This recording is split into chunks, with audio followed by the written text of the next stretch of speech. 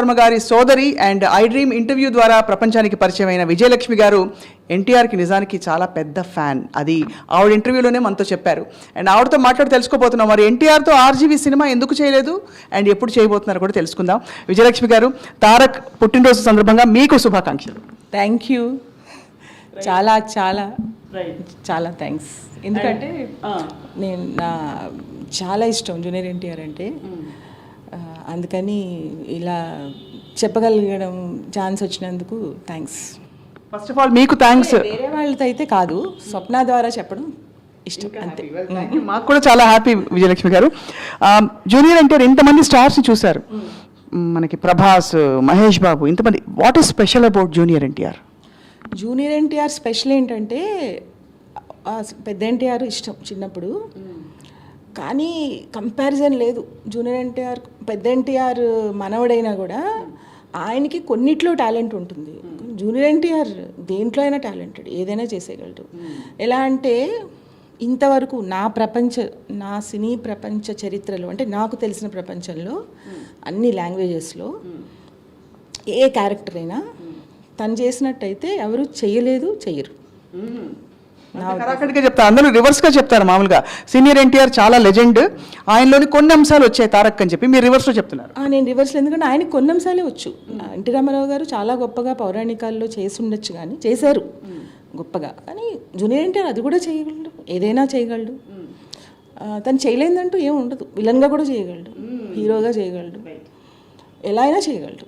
చాలా క్రూయల్గా కూడా చేయగలడు. అంటే ఇప్పటి వరకు అలాంటి క్యారెక్టర్ తనకు రాలేదు, కానీ వస్తే ఖచ్చితంగా చేస్తాడు. ఇంత ఏదైనా ఇప్పుడు సపోజ్ బాహుబలిలో రాణా లాగాను, లేకపోతే అరుంధతిలో సోను సూద్ లాగాను ఇచ్చినా కూడా చేసేస్తాడు. ఏ క్యారెక్టర్ అయినా తారక్కి తారేస్తాడు. రైట్. విజయలక్ష్మి గారు, తారక్ సినిమాలతో మీకు ఎప్పుడు అనుబంధం ఏర్పడింది? ఫస్ట్ సినిమా మీరు ఏది చూసుంటారు తారక్? నేను ఫస్ట్ చూడాలని ఉంది అని చిన్నప్పుడు తన సినిమా ఒకటి చూశాను. అది నాకు నచ్చలేదు, సినిమా నచ్చలేదు, తారక్ కాదు. సినిమా చూస్తుంటే ఏంటి సినిమా బాగాలేదు, ఈ అబ్బాయి చాలా బాగున్నాడు, ఇలా ఎందుకు చేశాడు ఇందులో అని చాలా అనుకున్నాను. తర్వాత ఆది చూశాను. ఆదిలో ఒక సీన్ ఉంటుంది, అందరికీ ఇష్టం చాలా. అది సూమోలు అరిస్తే అడ్డంగా, అరవకు అడ్డంగా నరికేస్తాను ఒక డైలాగ్ ఉంటుంది. అది చూసినప్పుడు నాకు ఇంకా అర్థమైపోయింది, ఇంకా చరిత్రలో ఇలాంటి వాడు పుట్టడు అని అర్థమైపోయింది. అది ఒక్కదానికి, అంత ఫ్యానా? ఆ ఒక్క చిన్నదానికి. ఇంకా తర్వాత తను చేసినవి చూసాక ఇంకా నాకు అర్థమైపోయింది ఫర్ ఎవర్ అని. సో ఆ తర్వాత ప్రతి సినిమా చూస్తూ వచ్చారు విజయ్ గారు, లేక కొన్ని మిస్ అయిపోయారా మధ్యలో ఫ్యాన్గా? మిస్ అవ్వడమా? ఇంకా నాకు అసలు మనస్సు ఎంత ఉండదు, చూసేయడమే ఇంకా. కానీ ఇంకొకటి ఏంటంటే స్వప్న, చూస్తాను, ఖచ్చితంగా చూస్తాను. ఎవరో ఒకళ్ళని పక్కన బతిమాలేసో వాళ్ళని ఏదో ఒకలా కన్విన్స్ చేసి చూస్తాను. ఫస్ట్ డే చూసేయాలి, లేకపోతే అంటే ఇంకెవరు చెప్పకూడదు నాకు అందులో ఏముందో, నేనే ఫస్ట్ చూసేయాలి. కానీ ఒకటేంటంటే అప్పటి నుంచి, అప్పుడు ఫస్ట్ టైం అలా చూశాను, కానీ ఇప్పుడు ఒక్కసారి చూస్తే చాలు, అన్ని ఎక్కువసార్లు కూడా చూడక్కర్లేదు. ఒకసారి చూస్తే అది ఉండిపోతుంది కళ్ళల్లో, తన టాలెంట్, యాక్టింగ్, ఎక్స్ప్రెషన్స్. ఇప్పుడు అందరూ ఏంటంటే నచ్చింది మళ్ళీ మళ్ళీ చూస్తారు కదా, నేనే మళ్ళీ మళ్ళీ చూడను, ఒకసారి చూస్తాను చాలు, చాలు సరిపోతుంది. చాలా చాలా అదే ఉంటుంది కళ్ళల్లో. సో ఎప్పుడైనా కలిసారా మీరు జూనియర్ ఎన్టీఆర్? కలిశాను. ఆ యమదొంగ ఆడియో అప్పుడు కలిశాను ఫస్ట్ టైం. తర్వాత కూడా మన ప్రివ్యూస్కి వచ్చినప్పుడు అలా కలిశాను. ఎప్పుడైనా మాట్లాడాను కూడా ఒకటి రెండు సార్లు. అమ్మ అమ్మ అని మాట్లాడతాడు. అమ్మ తెలుసా? తెలుసు. యమదొంగ ఆడియో ఫంక్షన్కి నేను వెళ్ళలేదు, ఏదో కుదరక నాకు వెళ్ళలేదు, ఎవరో గెస్ట్లు వచ్చారని. కానీ అక్కడ లేట్ అయింది. ఆడియో ఫంక్షన్ అయిపోయాక ఇంకా టైం ఉంటే మళ్ళీ అదేంటి చెరీతో ఫోన్ చేయించాడు, ఒకసారి రండి అంటే అప్పుడు వెళ్ళాను. వెళ్ళి కలిసేసి వచ్చాను, కలిసాను, మాట్లాడాను. తనకి యాక్సిడెంట్ అయినప్పుడు వెళ్ళి చూసి వచ్చాను, అప్పుడు కూడా వెళ్ళాను. బాధపడి ఉంటారు మీరు చాలా. అంటే నేను అన్నాను బాబాయ్, ఒకసారి సుమన్తో చెప్పాను, సుమన్ ఒక్కసారి చూస్తాను సుమన్, నాకు బాధగా ఉంది అంటే. మీ అబ్బాయి? మా అబ్బాయి. సో తీసుకెళ్ళి చూపించాడు. ఏం పర్లేదమ్మా, నాకు ఇది లెక్కే కాదు, ఇలాంటివి చాలా చూశాను నేను, తగ్గిపోతుంది. అప్పుడు మంచం మీద చాపపిల్ల కదిలిపోతున్నాడు, అన్ని దెబ్బలు పెట్టుకుని. ఎనర్జీ బాబోయ్, 100 పులుల ఎనర్జీ ఉంటుంది. లెగిసిపోతున్నాడు అసలు ఇంకా మంచం మించి. ఏంటమ్మా నీకు నొప్పి వేయట్లేదు అంటే, నొప్పి ఏం కేర్ చేస్తాం, నొప్పి కేర్ చేయండి నేను. అమ్మ అంటాడు, అదొకటి నచ్చుతుంది నాకు చాలా. ఆంటీ అనడు, ఎవరినైనా అమ్మ, అదొకటి నచ్చుతుంది. సూపర్. మీరు మీ కళ్ళలో తెలిసిపోతారు మీ ఆనందం ఎన్టీఆర్ని చూసి. సో ఇప్పుడు రీసెంట్గా RRR చూశారు కదా, ఏమనిపించింది విజయ్ గారు? RRRలో అంటే తన టాలెంట్ పేరు పెట్టడానికి లేదు, స్క్రీన్ మీదకి వస్తే చాలు.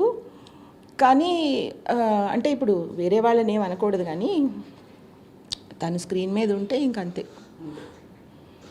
డామినేటింగ్. ఇంకెవరు పక్కన ఎవరు వచ్చినా ఆ అమ్మాయి కూడా అసలు ఇంకా ఆ అమ్మాయి కూడా పక్కనున్న హీరోయిన్ కూడా డల్గా అనిపిస్తుంది నాకు, ఎంత మంచి హీరోయిన్ అయినా.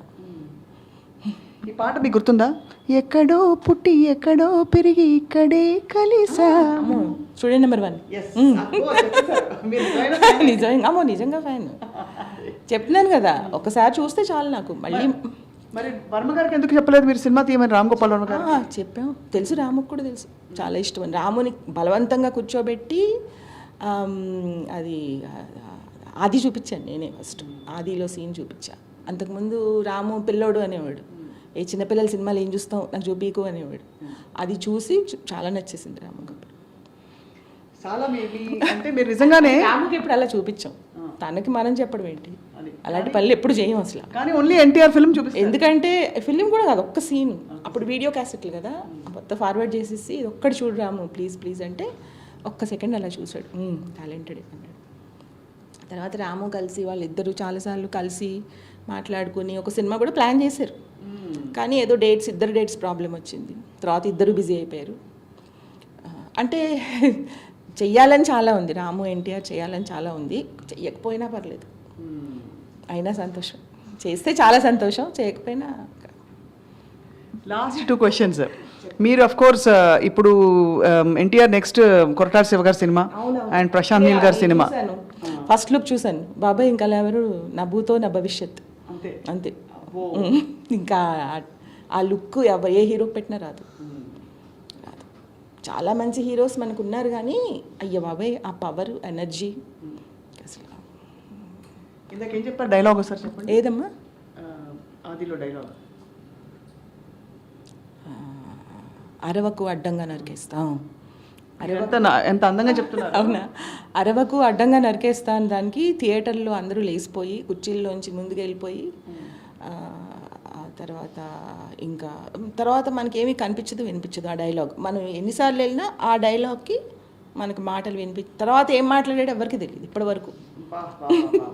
తర్వాత టీవీలో చూసాను నేను తర్వాత ఏం మాట్లాడాడు అనేది. మీలో గొప్ప విషయం ఏంటంటే మీరు ఒక ఫిల్మ్ ఫ్యామిలీకి చెందిన వారైనా కూడా మీరు నిష్కల్మషంగా పూర్తిగా మీరు ఎంత ఫ్యానో హాయిగా చెప్తున్నారు చూడండి. అంటే మామూలుగా సినిమా ఏముందిలే అని అనుకోవచ్చు, ఆ టాలెంట్కి అసలు మనం వద్దనుకున్నా కూడా ఆగలేము. చెప్పాను కదా ఎంత ఎంత ఎనర్జీ ఉంటుందంటే ఒక్కసారి చూస్తే చాలు ఎనర్జీ ఉండిపోతుంది. 10 సార్లు 20 సార్లు సాధారణంగా ఏంటంటే అంత ఇష్టమైనప్పుడు చాలాసార్లు చూస్తారు కదా, నాకు అలా కూడా అనిపించదు, చూసింది ఉండిపోతుంది అంతే అలా.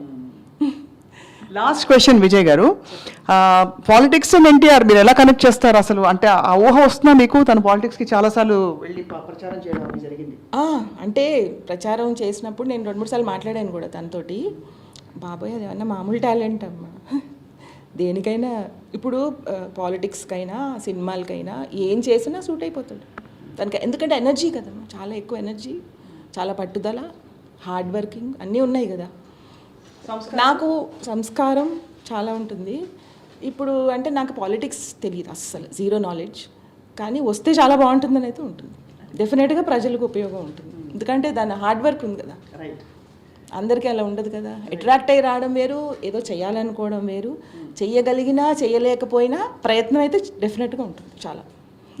సో ఇవాళ మా ఐడ్రీ ముఖంగా జూనియర్ ఎన్టీఆర్కి మీ విషెస్ వినాలని ఫ్యాన్స్ అందరూ వెయిట్ చేస్తారు, ఎందుకంటే మీకు ఫ్యాన్స్ అయిపోతారు చాలా మంది ఫ్యాన్స్. అవును, నీలాంటి వాళ్ళు మళ్ళీ పుట్టరు కాబట్టి నువ్వు 1000 ఏళ్ళు ఉండాలమ్మా. ఎంత బాగా చెప్పారు, ఒక అమ్మ మనసులో చెప్పారు. అమ్మ మనసు, అమ్మ అంటాడు కదా, ఇంకా అమ్మ మనసులో చెప్పారు. విజయలక్ష్మి గారు మీకు మనస్ఫూర్తిగా ఐ డ్రీమ్ తరఫున వీఆర్ గ్రేట్ఫుల్ టు యూ.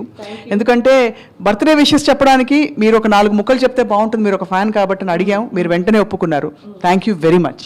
నేను కూడా థ్యాంక్స్ అమ్మా, మోస్ట్ వెల్కమ్. సో అది ఇప్పుడు నేను జూనియర్ ఎన్టీఆర్కి ఎంత ఫ్యానో స్వప్నకు కూడా అంత ఫ్యాన్. స్వప్న ఏం అడిగినా చేసేస్తాను. థ్యాంక్ యూ వెరీ మచ్ అండి, we are honoured, I'm honoured. And అది ఒక నిజమైన ఫ్యాన్ మనసులోకి తొంగి చూసాం వాళ్ళ జూనియర్ ఎన్టీఆర్కి. మరొకసారి happy birthday from I dream. Thank you all for watching.